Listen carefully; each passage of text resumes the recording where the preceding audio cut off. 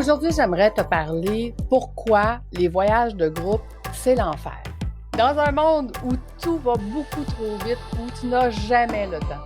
Jamais le temps ni pour toi, ni pour ta famille, ni pour tes employés. On nous fait croire que c'est ça la vie. Hein? Il faut travailler fort, il faut travailler dur pour réussir. Tu te sens seul, impuissant, et tu trouves ça difficile parfois d'avancer. Tu penses même fermer ton entreprise parce que ton entreprise est en pleine croissance. Et plus tu grandis, plus tu grossis, moins tu fais d'argent, moins tu contrôles ta vie et plus tu travailles et plus tu te sens dépassé avec ta charge mentale. Stop! Il est temps de changer ta vie, de reconnecter avec ta zone de génie.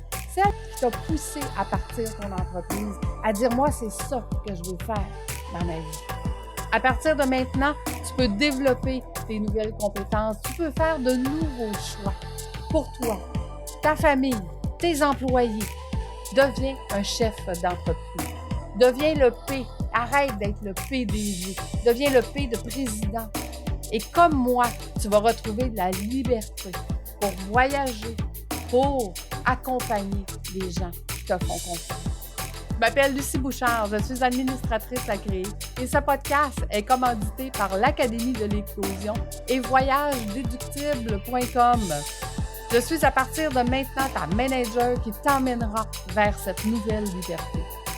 Si tu aimes ce podcast, je t'invite à le partager à quelqu'un qui, comme toi, est en manque de temps. Quelle décision vas-tu prendre aujourd'hui pour changer ta vie? Laisse-moi un commentaire sur ma chaîne YouTube de Fais voyager ton entreprise et ensemble, on pourra y arriver. On pourra discuter justement les décisions que tu vas prendre, qui vont faire que tous les jours, tu vas aller vers cette fameuse liberté. Merci de faire partie de mon univers et c'est parti!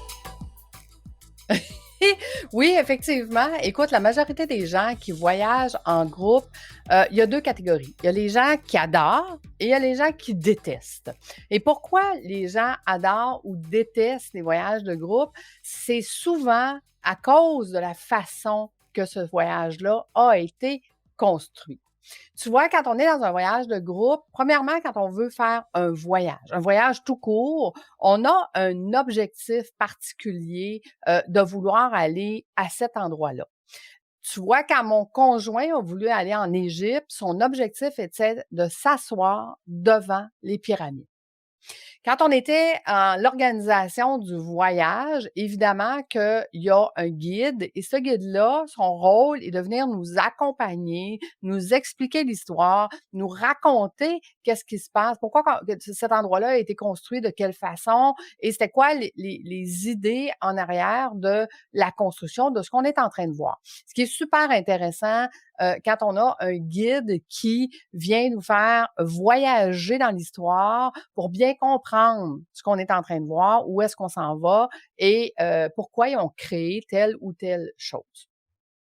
Mais ce que j'ai remarqué à travers le temps, c'est quand on est dans un groupe, on doit, oui, il y a certaines contraintes du fait qu'on est en groupe et dire, bien, je dois suivre le groupe et je ne peux pas faire ce que moi, j'aimerais faire. Je te donne un exemple où est-ce que si on a un guide puis que tout le monde est obligé d'écouter le guide, bien, il y a des gens qui n'aiment pas ça, entendre le guide. Il y a des gens qui sont pas là pour ça. Il y a des gens qui sont là pour aller voir ce qu'on est en train de voir et ce qu'ils veulent, c'est d'avoir le plus de temps possible pour aller voir justement ce qu'on est en train de voir. Donc, une des choses que je n'aime pas dans les voyages de groupe que j'ai participé, c'est le fait qu'on est obligé, premièrement, de rester avec le guide. C'est une des choses que je ne ferai pas dans mes voyages de groupe. Si les gens veulent aller voir puis veulent pas écouter l'histoire, c'est parfait.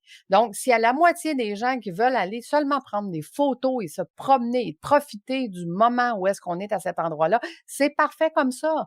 Et s'il y a juste quelques personnes qui restent avec le guide parce que eux, ça les intéresse, le sujet, et ça les intéresse de savoir l'histoire, c'est parfait comme ça aussi. Donc, une des raisons pourquoi les gens n'aiment pas le voyage de groupe, c'est qu'on est obligé de rester avec le guide. Ça, c'est la première chose. La deuxième chose, c'est que les voyages de groupe, souvent, c'est que tout est déjà planifié. Je sais où est-ce que je vais être à 8h, à 8h15, puis à 8h30, puis à 9h, 9h30.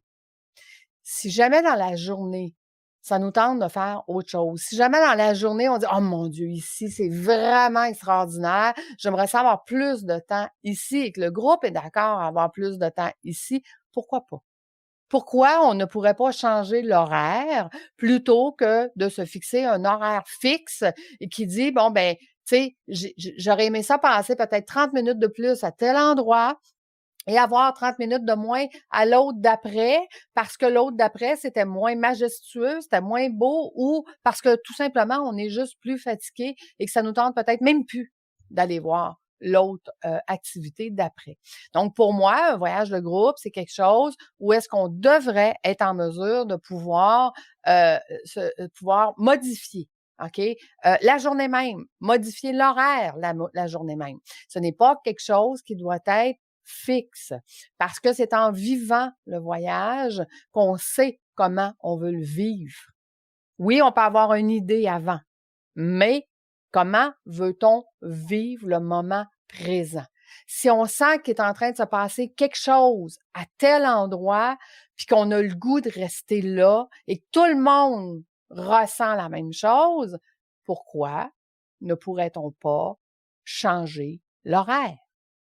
Donc, tu vois, ça aussi, c'est un des aspects que j'ai remarqué en voyage de groupe qui ne se fait pas, mais qui devrait se faire.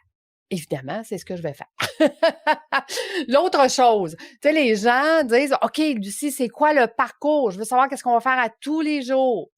Pourquoi on ne laisse pas, dans nos voyages de groupe, la possibilité d'ajouter quelque chose qui est extraordinaire? Moi, une de mes philosophies, c'est de demander aux gens locaux, est-ce que vous avez un endroit que vous allez, puis que les touristes ne savent pas, que les touristes ne vont pas, que les touristes ne font pas en général? Où est-ce qu'on devrait aller que vous nous conseillez, mais que personne ne sait? Que personne généralement va là, parce que c'est en dehors des chemins touristiques. Les chemins touristiques ont été faits pour être performants, hein, pour avoir le plus de choses possible en le moins de temps possible. Mais moi, je pense que un voyage, surtout si je m'en vais à l'autre bout de la planète, un voyage devrait être en mesure de nous donner l'opportunité de vivre des moments extraordinaires, de ramener l'humain dans le voyage. L'être humain qui vit là-bas, qu'est-ce qu'il y a à nous dire? Qu'est-ce qu'il y a à nous montrer? Qu'est-ce qu'il y a à nous faire expérimenter? On n'est pas obligé d'aller dans les endroits qui sont pas sécuritaires. Il y en a des endroits sécuritaires. C'est quelqu'un des hôtels qui nous le suggère, c'est parce qu'ils savent que c'est sécuritaire, par exemple.